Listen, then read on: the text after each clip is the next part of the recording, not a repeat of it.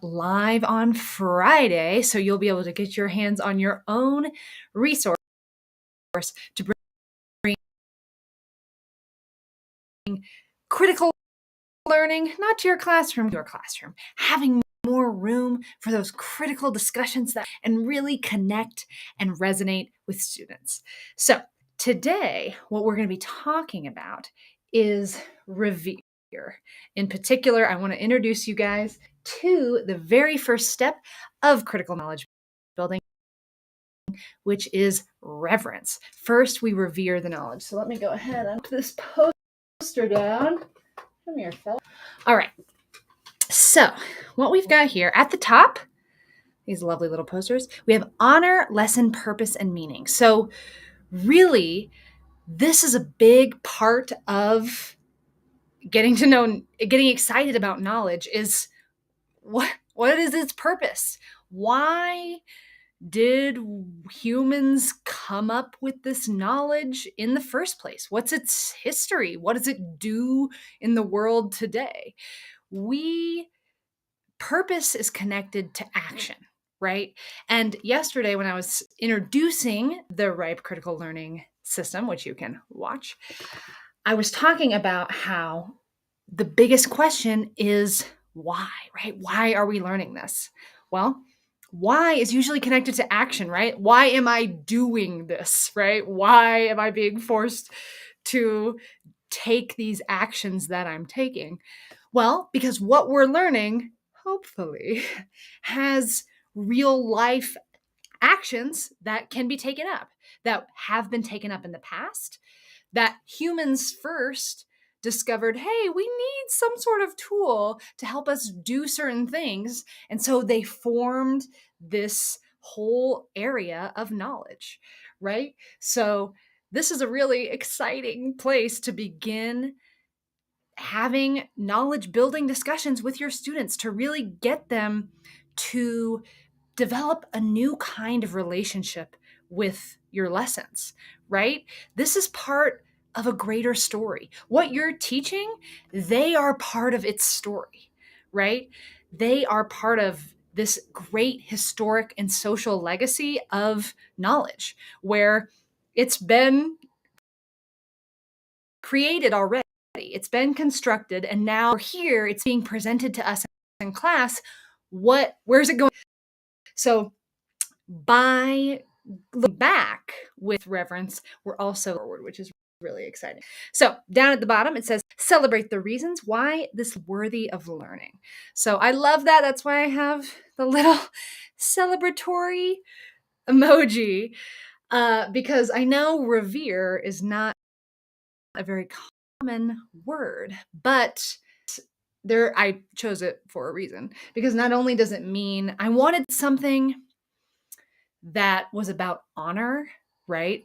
But the thing is, it's more than just honor. Like revere also means to celebrate, right? Like honor seemed too stale, right? And antiquated. I wanted it more lively than that, right? Reverence can be a more lively kind of verb, which is why I chose it. And there are other reasons.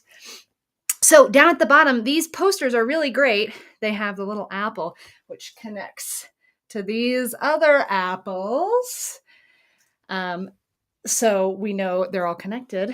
But down here also, these are really great resources for the classroom, because even with just this poster, there's a lot you can do with it. So just by having it up on your wall, you have a lot of directions to take a meaningful classroom discussion. So these 3 boxes down at the bottom are on all of them past, present, and future. So as I said, knowledge building is a historic project, and this knowledge has a past, it has a present, and it has a future. So with reverence, you can trace the past, trace the meaningful past, observe the present, right? What's good about this tool right now? What is being done in the world with this knowledge that is humanizing for the world, making the world a better place? and forecast the future. So with this good trajectory, what else can we do? How can we continue to grow on what we've already done back in the past? So pretty cool little posters, but Reverence, this is the only one that actually has a backside, because here we go. The reason I did this is because a lot of times what we're teaching in the classroom isn't always something to be celebrated, right? A lot of times when we study history in particular, and since these are grounded in historic, on a historic timeline, I'm trying to make that part of the discussion. We can't always celebrate everything that humans have done. It would be weird if you were teaching a lesson on the indigenous genocide in America and we're gonna have this be the symbol of the day. Feels uncomfortable. So, and it's wrong. So instead, I'm going to explain the emoji because I don't love it. It's the best I could do with simplistic images made for all ages. I don't love it. So I'm open to critique. So please let me know if you have a better way to express what I'm about to explain to you. So, same thing at the top. We're still honoring lesson, purpose, and meaning. So let's use my example, indigenous genocide. If we're learning about that in our nation's history, we still want to honor why are we learning this, right? Because that question could still arise and does, I imagine, still arise. Why are we learning about this horrible thing? It's a different kind of why. And just as important of a why. Why do we need to learn about these horrible things that humans have done throughout the past? And right down here, I have in one sentence tried to sum up the approach, the critical approach to take to such a question, right? The pain of the past won't get worse if we learn its lesson. Maya Angelou has said something like this, and it's really important that that's why we learn about horrible things, right? This does not say the pain of the past will disappear, that the pain of the past will be completely healed and it'll be fine and we're going to move on. It's no big deal. No, that pain is real and valid. And one of the most important books that I read in grad school was Red Pedagogy by Sandy Grande. And she is a scholar, and she spoke about how, I mean, of course I always knew this, but seeing it written down, it really changed my life. There's no redemption side. There's never, no, we can never redeem ourselves. The human race cannot redeem itself for the atrocities it has committed. It can't. That pain will always be with us. And that pain, we can't escape it. And so we need to learn what to do with it. And we haven't been able to do that very well yet now, have we? Because we're still committing atrocities out there. Yeah. Atrocities? Yep, happening. So we haven't really learned from those ones in the past. So maybe with this kind of approach, the pain of the past won't get worse if we learn its lesson. We can stop that pain from continuing to accumulate. We can definitely do that. And so here on this one, it's a little bit different. Mourn the past. I think that book with Sandy Grande was really meaningful for me. And I hope I'm saying that right. I wasn't able to find the pronunciation online. I am very well might be wrong, so please correct me. I would like to pronounce it right. But mourn the past, correct the present, and heal the future. So that's why I did the tear with the smile. So at first it seems a little jarring, right? I was talking about genocide and then we have a smile up here, but that's the best we can ask for, right? This is the most we could ask for. So this isn't like a teary eye of like, I don't know, a proud parent watching their child. No, this is more of we're crying for the past, but because we have this lesson, we can heal the future. So there is still hope, right? We don't have to bog ourselves down in the genocides because that too is not useful. We need to know what to do with the knowledge of the genocides, not getting bogged down in our atrocities, but learning from them and moving on from them. So anyway, that's the emoji with it. Let me know what you think. That's the thinking behind it. So anyway, this is the first step for critical knowledge building. Really excited about it. It's too high. I'm not going to put it back up. But we'll be talking more about it as the weeks go on. But I'm going to do what I do every single day, which is I have collected quotes and wisdom from people like Sandy Grande. Oh, I hope I'm saying it right. That have said important things about reverence and revering knowledge. And I have collected them in a bunch of cards. We got a bunch of cards. And I'm going to toss them in here. And we're going to talk about one. So, shake it up, shake it up, shake it up. You may be able to tell that I'm an elementary educator. I can't even help myself when I make videos for adults. Can't stop, won't stop. Teacher stuff. Okay. Oh, yay. Okay. Bell hooks. Rest in power, you gorgeous woman. Okay. So I want to make it really clear for you guys. All right. So this is a Bell Hooks quote. And honestly, wow, that makes me really happy that this is our first reverence knowledge of the people because she's such a great one. Oh my goodness, she's such a great one to begin with. She talks about love all the time. So this reads, sorry, I should have read it before.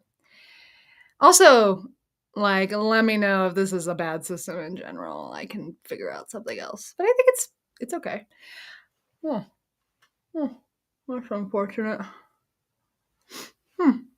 Okay, so if we give our children sound self-love, they will be able to deal with whatever life puts before them. Bell hooks. So this is also a big part of revering because it isn't just about revering the knowledge. This is about beginning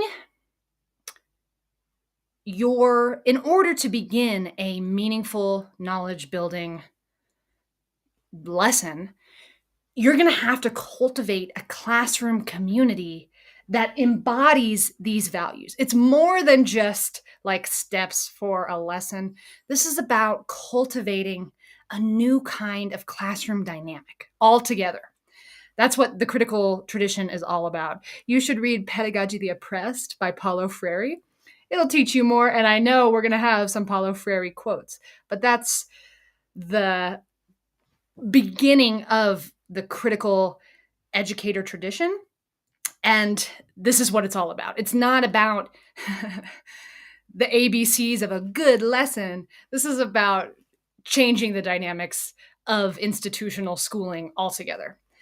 So, as I was saying, Bell is talking about self-love. And so we're not just revering knowledge, we're also coming in and we're revering capacity for knowledge. Because where did this knowledge come from? Well, it was constructed by humans. And guess what? You kiddos, any kiddo who's walked into my class, you have that same capacity. This was done by our ancestors. Our ancestors discovered this knowledge, and we've been building on it ever since.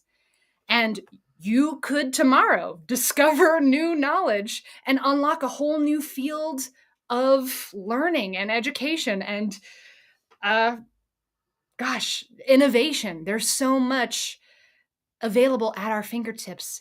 And that's how we should treat every student who walks into our classroom, as thoroughly capable knowledge builders. They were born into this. It's an identity that they should claim, that they have the right to know about. And so reverence is a big part of that. You can actually see, I talked a little bit yesterday about my touchstones, and this is the very first one. This is Revere #1. We're learning a lesson all humans have the power to use. So that kind of thing is meant to infuse a self-love into them. Like, yeah, all humans, oh, that's me. That's me. I'm part of this. And right underneath Revere 1A is we're learning a lesson all humans can use to think powerfully. A little more specific there. What we're doing, how people use those lessons. They use them to shape their minds. And everybody, as intelligent creatures, our minds are shaped by what we learn. Always. That's what it means to be an intelligent species. We're constantly learning. It's just what we do. So that's what this is all about. It's about infusing that self-love. And back to Belle, if we give our children sound self-love, they will be able to deal with whatever life puts before them. So I love that. That's why I've begun my critical knowledge building system with this, because this is more than just like, this isn't some shallow, like, let's worship knowledge. No. That's bizarre. No, this is about revering us, knowledge, and our capacity for it. So with that as a foundation for knowledge building, this extends far beyond the classroom. The classroom is students' very first work. This is their labor that they spend their days doing. We all, as humans, we're all busy doing something. And this is what kids are doing. They're doing school. So saying, hey, this work that you're doing, which, by the way, I said we're intelligent creatures. So this whole learning thing that you're capable of doing, by the way, super capable, you're going to be doing it the rest of your life. And you're good at it. We're meant for it. This completely changes, as I said, critical theory is looking to change the dynamic of institutional schooling. This gets rid of the idea of failures completely. Completely. It isn't about failing. You've already won. Hey, you're a human. Welcome to the club. It's great. We're an intelligent species. And yeah, we've made a lot of mistakes, as I've talked about, but there's so much awesome things that we can do. And learning is just the tip of the iceberg, right? This is just a jumping off point for all the other stuff you're going to do. This is your first capability, is learning, right? Little babies. My roommates have a little baby, and it's amazing how intelligent he is. He's constantly learning and picking up things, even when he can't do much else, right? He could express himself a bit, but mostly he's learning. And so any classroom he walks into, he's going to be capable, just like any kid, any baby, any human. We all have the power to learn stuff. And Bell Hooks knew that. And that's why she doesn't say, give some kids self-love. Make sure the smart ones get self-love, or the talented ones, or the skilled ones, or the kind ones, we're not qualifying self-love. We're not qualifying intelligent capability, because hello, again, intelligent species, we fall under the umbrella. We already checked the box. You're smart. You deserve self-love. You're capable. You deserve self-love.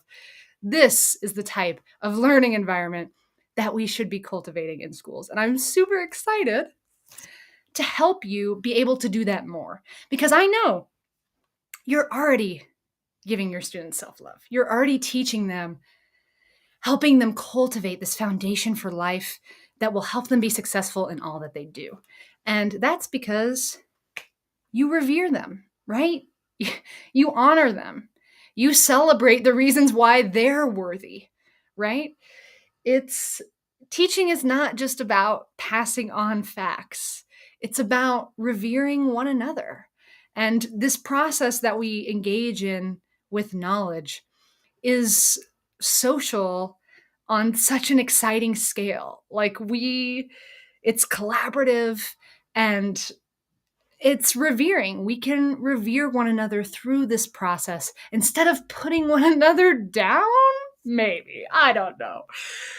I think it's a good idea, which is why I've made this, and it will be available on Friday. So, yay, reverence. We'll be talking about it every Tuesday. I'll be pulling another Revere card so you can learn more about how to bring reverence to your classroom when it comes to knowledge building and when it comes to community building in your classroom. So, I think that's all for tea time today, folks. So thanks for stopping by. I will see you tomorrow when we talk about imagination. Can't wait. I will see you then. Bye.